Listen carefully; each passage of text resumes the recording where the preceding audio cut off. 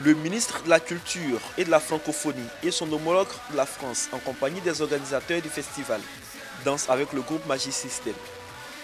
Avec eux, des membres de la délégation ivoirienne et d'autres invités. Une ambiance à l'africaine pour mettre fin à la 10e édition du Festival des films francophones d'Angoulême.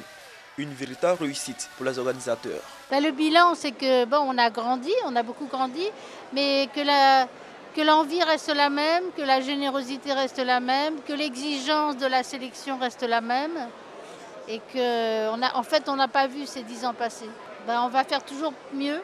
La ministre de la Culture de la France salue les efforts du monde cinématographique pour la paix dans le monde, avant d'annoncer les actions du gouvernement français pour promouvoir davantage le cinéma dans l'espace francophone. Un fonds d'aide à la création dans les pays francophones d'Afrique subsaharienne sera lancé d'ici la fin de l'année.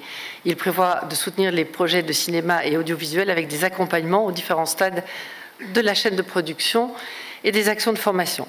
Voilà ce que signifie et voilà ce que permet la francophonie. Ce n'est pas un vain mot, c'est un fleuve qui parcourt le monde entier, charriant son lot de valeurs, d'idéaux. Les films Une famille syrienne et Petits paysans sont les grands gagnants de cette 10e édition, chacun avec 3 prix. Mais le jury a désigné Le Petit paysan comme meilleur film de ce festival, avec le prix TV5 Monde du Valois du Diamant. Voilà, le film sort dans 3 jours, donc là il y a beaucoup de stress. Moi c'est mon premier film et puis évidemment qu'il y a des choses qui donnent confiance, comme les 3 prix qu'on a obtenus ce soir avec Swan et Mid. Mon film parle de l'histoire de Pierre, qui est un jeune agriculteur et qui va faire tout ce qu'il peut pour sauver son troupeau de vaches qui est condamné par une épidémie. Ce film raconte 24 heures de la vie d'une famille qui sont enfermés chez eux, dans leur appartement, parce qu'il y a des combats autour de chez eux et ils ne peuvent pas sortir.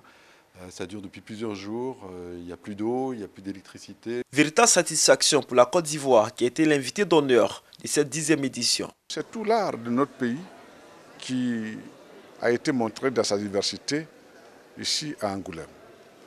Nous nous réjouissons donc de cette participation et qui contribue à assurer le rayonnement culturel de notre pays. Donc nous partons satisfaits.